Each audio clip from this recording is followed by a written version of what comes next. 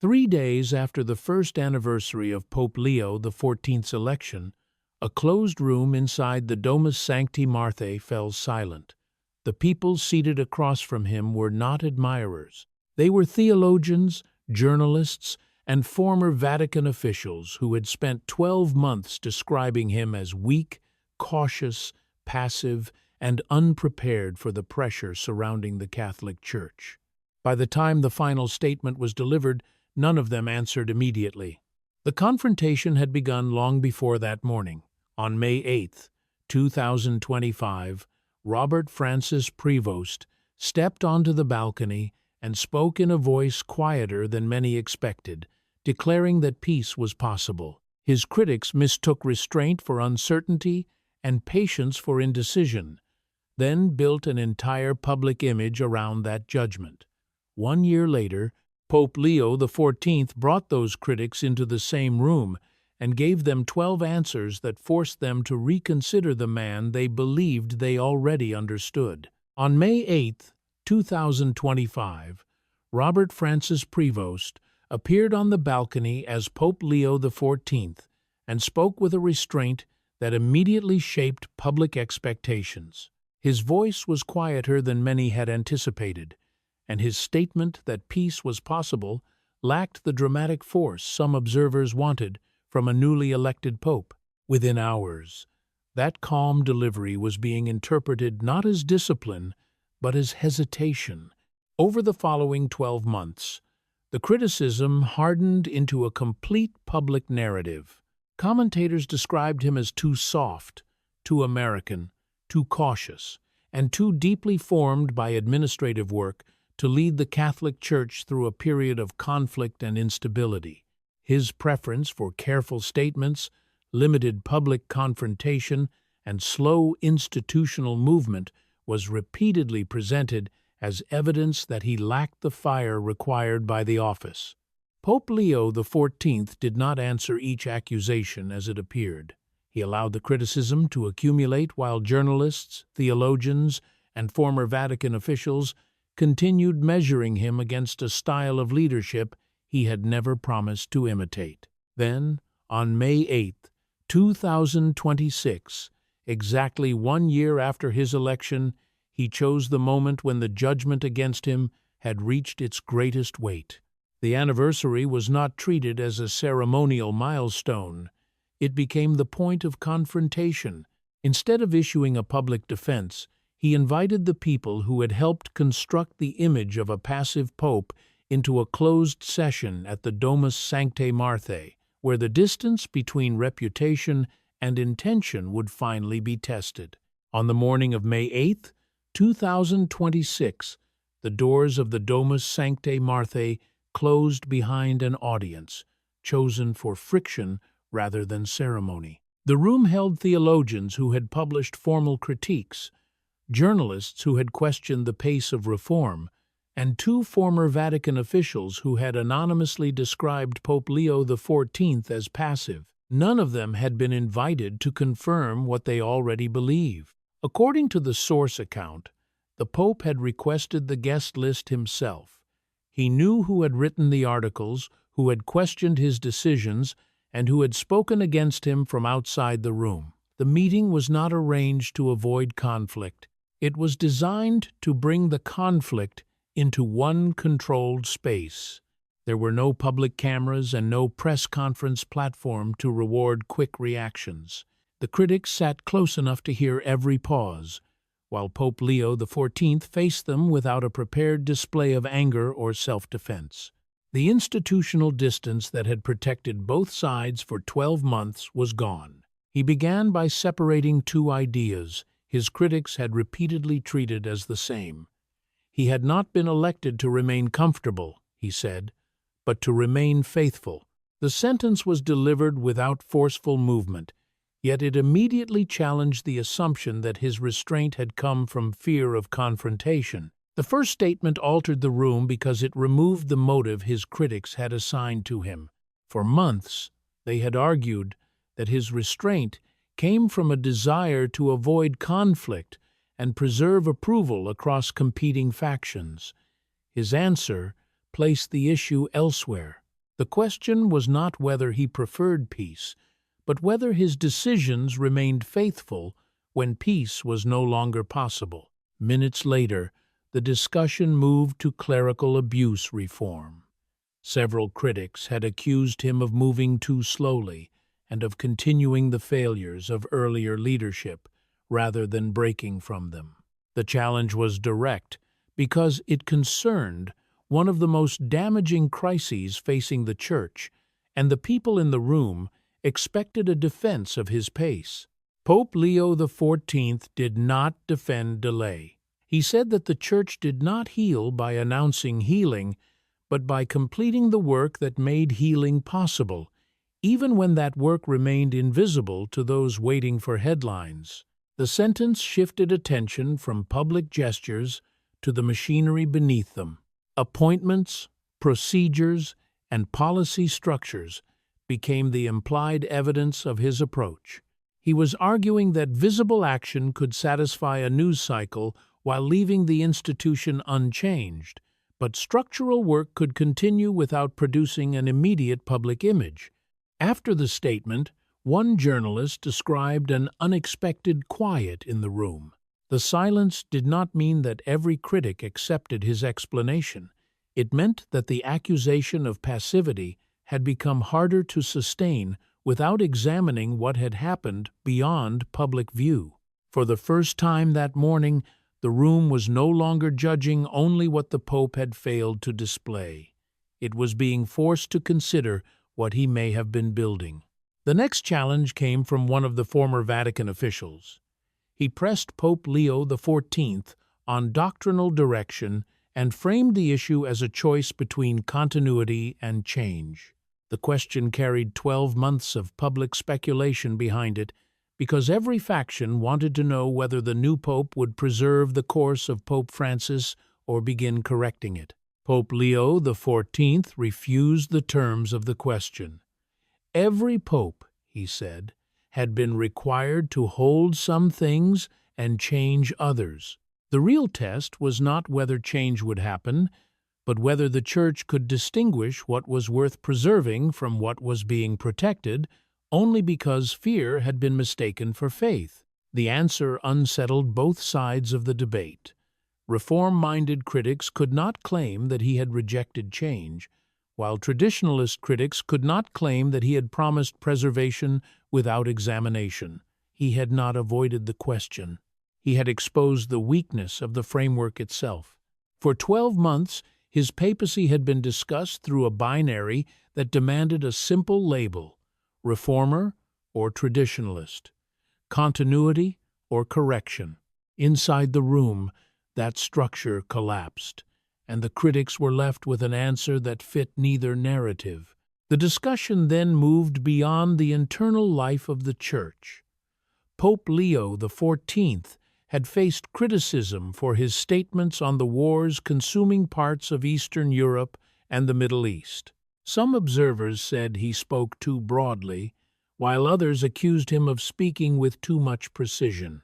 A theologian asked whether the Church had weakened its moral voice by preserving diplomatic relationships with opposing sides. The question placed him between moral clarity and institutional access, where any answer could be interpreted as either cowardice or political alignment. The room waited for the language of balance. Pope Leo XIV rejected the premise that the name of God could be placed behind any nation's military strategy. He said he would not do it for nations he admired or for nations he feared, and that becoming useless to the powerful could itself be a form of success. The answer was not a diplomatic evasion. It was a refusal to let spiritual authority become an instrument of state power. The atmosphere changed again. People who had entered expecting careful ambiguity began leaning forward because the statement carried a clear cost. One of the former Vatican officials who had been most critical of his geopolitical position remained silent for several minutes. That silence mattered because it marked the first moment when the room stopped treating restraint as uncertainty. The Pope had not avoided choosing a position. He had chosen a boundary that denied every government the religious endorsement it wanted. The next confrontation moved toward the question that had followed Robert Francis Prevost since the beginning of his papacy. He had spent much of his priestly life in Peru, had been formed outside Rome, and did not fit the traditional European profile that some curial figures still associated with Vatican leadership. The criticism was not simply about geography. It was about whether he possessed the cultural instincts required to lead an institution shaped for centuries by European power. Pope Leo XIV answered by rejecting the assumption beneath the challenge. The Church, he said, was not European and never truly had been, even if it had spent several centuries believing otherwise. He added that those centuries had imposed costs the institution had not yet finished counting. The room fell silent for a different reason. This was not a defense of his personal biography, and it was not an argument for replacing one cultural center with another. He had placed the criticism inside a larger history of institutional self-deception and continuing accountability. The phrase about costs not yet fully counted remained with several people after the meeting. It suggested that the consequences of European dominance were not closed chapters, but active obligations still shaping the Church's present. In that moment, the critics stopped evaluating whether he understood the Vatican and began confronting how deeply he intended to challenge its inherited assumptions. The fifth statement did not end the confrontation. One of the journalists pushed back immediately, arguing that Pope Leo XIV's emphasis on the Global South carried a serious theological risk. If the Church began interpreting truth through different cultural experiences, the journalist warned, doctrinal unity could fracture into competing regional versions of the faith. The objection had appeared before in Catholic media, and it was not presented as a minor disagreement. It accused the Pope of moving from historical accountability toward cultural relativism. The room tightened again because the challenge struck directly at the authority of universal doctrine and the limits of cultural adaptation. Pope Leo XIV did not retreat into general language. He said that unity built on the assumption that truth belonged to one civilization was not unity at all. It was occupation wearing liturgical vestments. The sentence moved through the room with greater force than anything he had said earlier. It rejected the idea that one cultural system could present its own habits as the permanent form of truth and then call submission unity. The language was sharper than the journalists expected from a pope they had repeatedly described as overly careful. His years in communities shaped by conquest now stood behind the answer without requiring a personal defense. He had lived where Christianity had often arrived together with foreign authority, social hierarchy, and cultural displacement. From the papal chair, he was now separating the faith itself from the structures that had sometimes used it to justify control. The journalist did not respond immediately. The two former Vatican officials remained still, watching the exchange without interrupting. Their silence showed that the conversation had moved beyond a dispute over style and into a direct examination of how authority had been exercised across centuries. By that point, the critics understood that each challenge was producing the opposite result from the one they had expected. They had entered the room prepared to expose uncertainty and force retreat. Instead, every question gave Pope Leo XIV another opportunity to reveal a position that was already formed, carefully considered, and more direct than his public image had suggested. The next line of questioning turned toward the Pope's relationship with the press. Several journalists in the room had criticized his reluctance to hold frequent press conferences and his preference for written statements over spontaneous exchanges.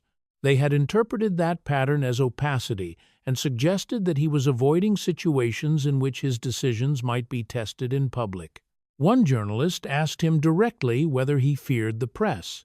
The question was designed to force a personal admission, but Pope Leo XIV separated fear from judgment. He said that he did not fear questions, but that he remained careful about arenas that rewarded performance over substance. The distinction was delivered inside a room filled with professional journalists. He was not accusing them of asking illegitimate questions, and he was not denying the importance of scrutiny. He was challenging the structure of public communication itself, where the most dramatic answer could receive more attention than the most accurate one. The implication was difficult for the journalists to dismiss because they understood the system he was describing. Press conferences could reward speed, conflict, and memorable fragments, while institutional decisions often required context that could not survive a single headline. The Pope had criticized their professional environment using a reality they recognized from inside it. His answer also clarified why his communication style had appeared so restrained during the first year. He did not treat visibility as proof of leadership, and he did not believe that immediate access always produced greater truth. What his critics had called avoidance, he presented as resistance to a format that could turn governance into performance. The session then moved into territory that had not been publicly examined with the same directness. One of the theologians raised Pope Leo XIV's relationship with Pope Francis, who had died on April 21, 2025, only weeks before Robert Francis Prevost was elected. The question asked whether the new pope felt constrained by that legacy or had deliberately created distance from it in order to govern independently. Pope Leo XIV answered with an image rather than an institutional formula. Pope Francis had opened doors, he said, and his own responsibility was not to remain standing in those doorways admiring what had already been done. His responsibility was to walk through them and continue moving. The statement established continuity without surrendering independence. Pope Leo XIV did not present himself as a corrective to Pope Francis, and he did not suggest that the previous direction should be reversed. He treated the work of his predecessor as a foundation that required further movement rather than ceremonial preservation. The answer also carried a quiet criticism of those who had turned loyalty to Pope Francis into a reason for paralysis. Honoring a predecessor did not mean freezing the Church at the final moment of that pontificate. It meant accepting the opening that had been created and taking responsibility for what came after it. For the critics in the room, the distinction removed another familiar argument. They could no longer reduce him to either a continuation of Pope Francis or a rejection of him. He had described succession as movement, and movement required both inheritance and decision. As the session entered its final hour, the strongest challenge of the morning came from the most academically established theologian in the room. He did not question a single policy or one isolated statement. He challenged the structure of Pope Leo XIV's entire leadership philosophy. The theologian argued that an emphasis on process could become a shield against responsibility.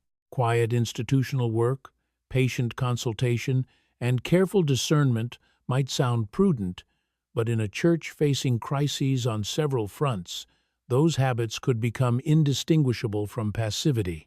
The accusation was direct because it suggested that restraint was not merely ineffective, but a form of failure protected by respectable language. The room watched Pope Leo XIV closely. Until that moment, he had answered every objection without anger. But this challenge placed the legitimacy of his governing method under examination. The critics waited to see whether he would absorb the accusation cautiously or respond with the defensiveness they had expected from the beginning. He did neither. Pope Leo XIV said that the Church had already known enough popes who acted before they had listened long enough to understand what action required. He intended to be the kind who listened first, even if observers chose to interpret that discipline as passivity. Then he accepted the possibility of being misread. He did not concede that the criticism was correct, and he did not ask the theologian to withdraw it. He treated the misunderstanding as a cost he was willing to carry if the alternative was acting before the institution understood what it was doing. That answer reversed the accusation. The demand for immediate movement became evidence of the very culture he was resisting, a culture that valued visible action before patient discernment. The theologian did not press the point again, not because the argument had disappeared, but because he recognized that the Pope had placed it inside a larger problem. The emotional register of the room changed soon afterward.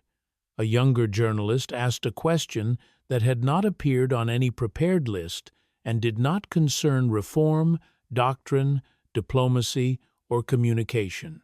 He asked whether the papacy ever became lonely. Pope Leo XIV paused longer than he had at any earlier moment in the session. The silence was not strategic, and no one moved to interrupt it. When he answered, he said that loneliness was the price of clarity. He explained that a person who understood what he believed and why would not always be understood by others. Some would misunderstand honestly, while others would do so deliberately. He had accepted that reality long before arriving in Rome. The papal chair, he said, did not change the calculation. Rome had not created the isolation, and the office had not introduced him to the cost of conviction. The same clarity that separated him from others before the election now shaped the way he carried authority. The answer reached the room differently from the statements that had come before it. It did not defeat an argument or correct a public narrative. It revealed that the restraint his critics had interpreted as emptiness had been formed through a much older acceptance of solitude. By the time the session approached its end, more than 2 hours had passed. The critics had moved through reform, doctrine, diplomacy, culture, communication, succession, leadership, and the personal cost of authority. The room no longer carried the same confidence with which it had opened. One of the 2 former Vatican officials finally spoke. He was the man who had been most publicly critical of Pope Leo XIV and had previously described his leadership as insufficiently decisive. Now, after hearing the Pope answer each challenge without retreat or performance, he admitted that he may have misjudged the pace, even if he was not yet prepared to revise every judgment about the direction. The concession was limited, but it changed the balance of the room. It came from someone who had entered, expecting the meeting to confirm the weakness he had already described outside it. Instead, he had been forced to separate the speed of the Pope's decisions from the substance behind them.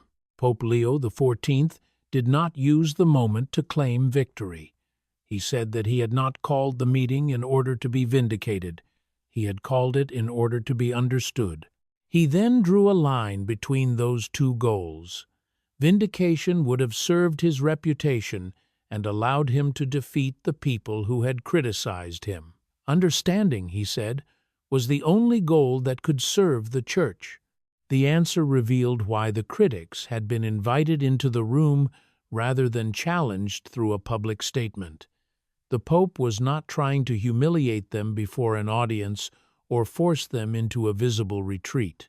He was trying to close the distance between the leadership they had imagined and the leadership he was actually practicing. As the session began to end, one final question was raised.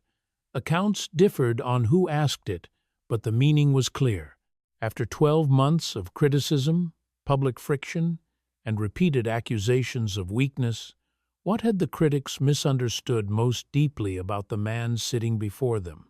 Pope Leo XIV answered without returning to any of the earlier disputes.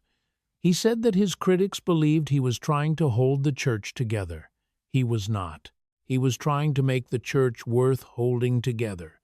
The 2 tasks, he said, were fundamentally different, and only one of them possessed a future. The statement transformed the entire argument about his first year. His critics had treated institutional unity as the purpose of his caution. They believed he was avoiding conflict in order to prevent factions from breaking apart. His answers suggested that simple preservation had never been the central project. He was not trying to keep competing groups inside the same structure at any cost. He was trying to change the structure, its decisions, and its moral credibility until remaining together meant more than avoiding division. That distinction explained why he had accepted delay, misunderstanding, and criticism instead of producing gestures designed only to calm the conflict. The room went quiet. It was not the silence of people suppressing disagreement, and it was not the pause before another challenge. The people seated across from him had heard a governing principle that connected the decisions they had previously judged as isolated failures. For the first time, the 12 statements no longer sounded like separate defenses. Together, they formed a coherent account of faithfulness, institutional reform, doctrinal judgment, political independence, historical accountability, cultural unity, communication, succession, listening, personal clarity, and the purpose of leadership. The critics had entered with fragments, but the Pope had given them the architecture behind those fragments. No one in the room declared that every disagreement had ended. No critic publicly surrendered, and Pope Leo XIV did not ask for that outcome. The silence came because the version of him they had spent 12 months opposing could no longer explain the man who had just answered them. What happened after the session showed that the silence inside the room had consequences. 3 of the most vocal critics requested private follow-up meetings, and one former Vatican official later described the encounter as more illuminating than expected. The response was restrained, but it revealed that the Pope's private clarity had exceeded the public image his critics had built. That left them in a difficult position. They could not withdraw 12 months of criticism without damaging their credibility, but they could no longer continue the same personal attacks without ignoring what they had heard directly. The debate was likely to move away from accusations about weakness and toward specific policies, where Pope Leo XIV's detailed, process-driven style was strongest. The timing of the session was also deliberate. He chose May 8, 2026, the first anniversary of his election, after allowing criticism to accumulate for a full year. Instead of answering every accusation separately, he brought the central critics into one room and placed the larger structure of his leadership before them at once. By May 11th, the Vatican had not officially confirmed the reported statements, but the public tone around the papacy had begun to shift. Some anniversary coverage was reportedly revised. One prominent Catholic commentator was preparing a follow-up, and the 2 former Vatican officials who attended the session had become noticeably quiet in public. None of that proved that opposition had ended, but it showed that the old narrative could no longer continue unchanged.